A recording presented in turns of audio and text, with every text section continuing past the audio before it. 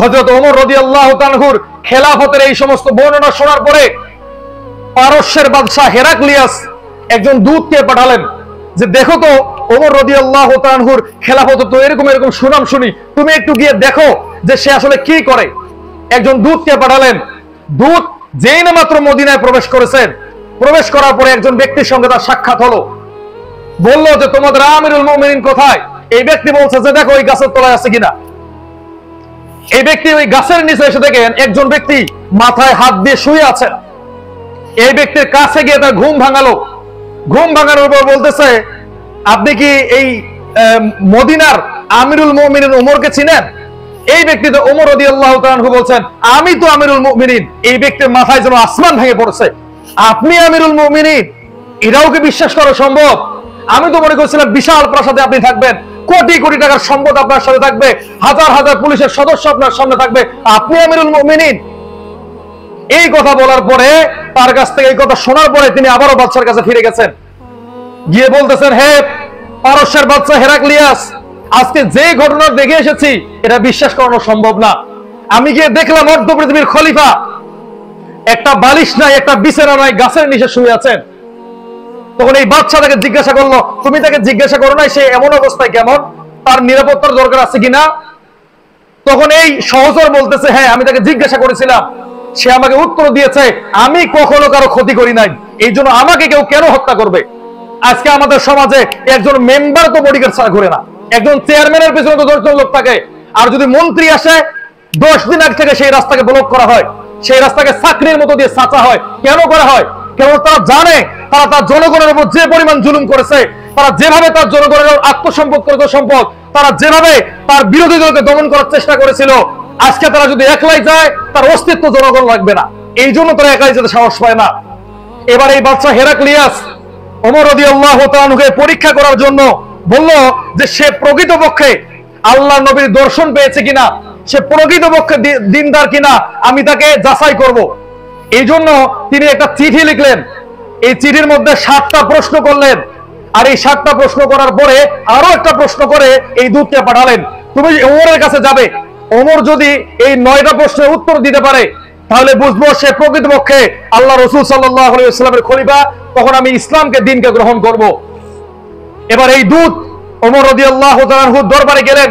গিয়ে দেখলেন শুকনো মরুভূমিতে না আছে কোনো বিলাসবহুল চেয়ার, না আছে কোনো উচ্চ বিল্ডিং, একটা মাটির কি বলবো একটা পাথরের উপর বসেছেন আমিরুল মুমিনিন, সাহাবায়ে কেরামরা তার আশেপাশে বসা। সেখানে তিনি একটা বিষয় নিয়ে আলোচনা করতেছেন। এই দূত সেখানে গিয়ে বলতেছে হে আমিরুল মুমিনিন, পারস্যের বাদশা আপনাকে একটা চিঠি পাঠিয়েছেন এবং এখানে যে প্রশ্নগুলো করা আছে এই প্রশ্নের যদি উত্তর দিতে পারেন তাহলে এই বাদশা আপনার কাছ থেকে ইসলাম গ্রহণ করবে এবং এক আল্লাহকে মেনে নিবে। সেখানে 1 নম্বরে লেখা ছিল পৃথিবীর কোন স্থানে সূর্যের আলো একবার প্রবেশ করেছিল। 2 নম্বরে বলা ছিল কোন গাছ পানি ছাড়া জন্মেছিল। 3 নম্বর প্রশ্ন ছিল কোন বস্তুর মুখ আছে কিন্তু তার দেহ নাই। 4 নম্বর প্রশ্ন করেছিল কোন গাছের ছায়া 100 বছরের দূরত্ব। 5 নম্বর প্রশ্ন করেছিলেন হাত পা নেই এরপরও চলাফেরা করে কোন বস্তু।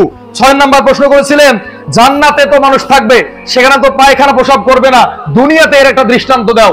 7 নম্বরে তাকে বলেছিলেন জান্নাতের যে তালা চাবি আছে এর সাইজটা কেমন হবে, কত বড় হবে, কত ছোট হবে।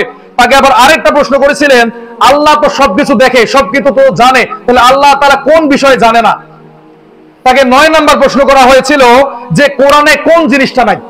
এরকম 9টা প্রশ্ন করে ওমর রাদিয়াল্লাহু তাআলার কাছে পাঠানো হলো। শেষ 2টা প্রশ্ন শুনে ওমর রাদিয়াল্লাহু তাআলা অত্যন্ত রেগে গেল। বলল আল্লাহ তাআলা দেখে না মানে, কোরআনের মধ্যে ভুল আছে মানে তুমি কি বলতে চাও? তখন এই দূত বলতেছে আমিরুল মুমিনিন আমার কোনো দোষ নাই, এই বাদশা আমাকে এই প্রশ্ন দিয়ে পাঠিয়েছে আর বলেছে এই প্রশ্নের উত্তর যদি দিতে পারেন তাহলে তিনি ইসলাম কবুল করবেন। এবার আমিরুল মুমিনিন উপস্থিত সমস্ত জনগণের উদ্দেশ্য করে বললেন কে আছো যে এই 9টা প্রশ্নের উত্তর দিতে পারবে? তখন একজন সাহাবী দাঁড়িয়ে বলল আমিরুল মুমিনিন এই প্রশ্নের উত্তর একজনই দিতে পারেন যিনি হচ্ছে ইলমের দরজা। ইলমের দরজার নাম কি? হযরত আলী রাদিয়াল্লাহু তাআলা আনহু। রাসূল সাল্লাল্লাহু আলাইহি ওয়াসাল্লাম বলেছেন আমি হচ্ছে ইলমের শহর আর আলী হচ্ছে এই শহরের দরজা। তখন আমিরুল মুমিনিন তাকে পাঠালো যাও আলীর কাছে। তখন আলী রাদিয়াল্লাহু তাআলা তার প্রশ্ন শুনে বললেন তোমার সমস্ত প্রশ্নের উত্তর আমি দিয়ে দিতে পারবো। আলহামদুলিল্লাহ বলেন। এক নম্বর প্রশ্ন কি ছিল? পৃথিবীর কোন স্থানে শুধুমাত্র একবার সূর্যের আলো প্রবেশ করেছিল? বলতে পারবেন? পারবেন না। হযরতে মূসা আলাইহিস সালাম যখন নীল নদ পার হচ্ছিল তখন একটা সেতু হয়েছিল। এই সেতু দিয়ে যখন মাত্র মূসা আলাইহিস সালাম পার হয়েছে, তারপরে কি ফিরাউন এই ব্রিজের মধ্যে পার হতে পেরেছে?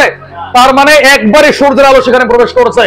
এই ব্যক্তি প্রশ্নের উত্তর শুনে অবাক হয়ে গেল যে এটা ওহীর জ্ঞান ছাড়া কোনো মানুষ উত্তর দিতে পারবে না। দ্বিতীয় নম্বর প্রশ্ন ছিল কি? কোন গাছ পানি ছাড়া জন্ম নিয়েছে? বলেন কোন গাছ? লাউ গাছ পানি ছাড়া জন্ম নিয়েছে। ইউনূস আলাইহিস সালাম যখন মাছের পেটে ছিল, যখন মাছ তাকে 3 দিন 3 রাত পরে বের করে দিল, তখন তিনি অসুস্থ হয়ে পড়লেন। আল্লাহ তাআলা মরুভূমির ভিতরে একটা লাউ গাছ উৎপন্ন করলেন। এই লাউ গাছের পাতা ছেড়ে তিনি ঘায়ের মধ্যে দিলেন, আল্লাহর রহমতে তিনি সুস্থ হয়ে গেলেন। 3 নম্বর প্রশ্ন কি ছিল? কোন বস্তুর মুখ আছে কিন্তু সে খায় কিন্তু অন্য কিছু করতে পারে না? এটা কি? এটা হচ্ছে জাহান্নামের আগুন। জাহান্নাম কিয়ামতের দিন কি বলবে? হালমিম মাজিদ, আমি ক্ষুধার্ত, আমি ক্ষুধার্ত, আমাকে খেতে দাও। জাহান্নামের শুধুমাত্র মুখ আছে, আর কিচ্ছু নেই। হাত আছে জাহান্নামের, পা আছে, শুধুমাত্র মুখ আছে। এই মুখ দিয়ে তিনি জাহান্নামীদেরকে গ্রহণ করবেন। 4 নম্বর প্রশ্ন কি? কোন গাছের ছায়া 100 বছরের দূর দূরান্ত পর্যন্ত যায়? এটা হচ্ছে জান্নাতের মধ্যে একটা শাজারুতুত তুব্বা নামের একটা গাছ আছে। এই গাছটার এত ছায়া যে একটা মানুষ যদি 100 বছর একটা তেজি ঘোড়া নিয়ে দৌড়ায়, এর ছায়াকে অতিক্রম করতে পারবে না। 5 নম্বর প্রশ্ন কি ছিল? হাত পা নেই কিন্তু সব জায়গায় চলাফেরা করে। এটা কি? এটা হচ্ছে পানি। পানির কি হাত পা আছে? কিন্তু আজকে এই সমুদ্রে, কালকে ওই সমুদ্রে, এখান থেকে ওখানে যাচ্ছে, বিভিন্ন জায়গায় চলাফেরা করতেছে। 6 নাম্বার হচ্ছে জান্নাতে খাবে কিন্তু পোশাক পায়খানা হবে না। এর দুনিয়ার মধ্যে একটা উদাহরণ দেন দেখি একজন। এটা হচ্ছে মায়ের পেটে যে সন্তান থাকে, এই সন্তানকে খায় না, পোশাক পায়খানা করে। তাহলে এর প্রমাণ কি সে পেয়েছে? এরপর হচ্ছে জান্নাতের তালা আছে, জান্নাতের চাবি আছে, কিন্তু জান্নাতের তালা চাবি কি? উত্তর দিতে পারবেন? জান্নাতের তালা হচ্ছে শিরক। জান্নাতের তালা কি? শিরক। যে ব্যক্তি শিরক করবে সে তার জান্নাতের মধ্যে তালা লাগিয়ে রেখেছে। আর জান্নাতের চাবি হচ্ছে তাওহীদ। যে তাওহীদের উপর দুনিয়াতে থেকেছে তার কাছে চাবি আছে, যতই বড় তালা দেওয়া হোক না কেন সে তালা খুলে ঢুকতে পারবে। এরপর প্রশ্ন করা হলো আল্লাহ তাআলা সবকিছুই দেখে, তাহলে আল্লাহ তাআলা কি দেখে না? আল্লাহ তাআলা কখনো স্বপ্ন দেখে না। দেখে? আল্লাহ তাআলা কি ঘুমায়? আল্লাহ তাআলা কি তন্দ্রা আছে? তাহলে তিনি যখন ঘুমায় না, তাহলে স্বপ্ন দেখবেন কিভাবে? এরপর আরেকটা প্রশ্ন ছিল কি? কোরআনে কি নেই? কোরআনে কি নেই বলেন তো? কোরআনের মধ্যে ভুল নাই। ভুল আছে? তো এই প্রশ্ন শোনার পরে তিনি চলে গেলেন সেই হেরাক্লিয়াসের কাছে, গিয়ে বললেন যে এইরকম এরকম উত্তর দিয়েছে। হেরাক্লিয়াস ছিলেন বিচক্ষণ মানুষ। সেই সমস্ত প্রশ্নের উত্তর শোনার পরে আর 1 সেকেন্ডও দেরি করে নাই, সঙ্গে সঙ্গে কালিমা পড়ে মুসলমান হয়েছেন। এই যে প্রশ্নগুলো উত্তর দিল, এই উত্তরগুলো কিভাবে তিনি জানলো? অবশ্যই তার কাছে ওহীর জ্ঞান ছিল, এই জন্য জেনেছে। তো এই ওহীর জ্ঞান থেকে আমরা কিন্তু এখন বঞ্চিত। আজকে আমরা স্কুল, কলেজ, ইউনিভার্সিটিতে পড়তেছি, 20 বছর 30 বছর পড়েছি, এক একজনের বিসিএস ক্যাডার, মাস্টার্স, ব্যাংকিং খাতে পিএইচডি করেছে, অথচ কোরআনটা শুদ্ধ করে পড়তে পারে না, রসুলের 10টা হাদিস জানে না, সূরা ফাতিহার অর্থ পর্যন্ত জানে না। তো এইরকম জাহিলি যুগে কিন্তু আমরা বাস করতেছি। তো জাহিলি যুগ বাঁচতে, এই জাহিলি যুগ থেকে বাঁচতে গেলে আমাদের কিছু করণীয় আছে।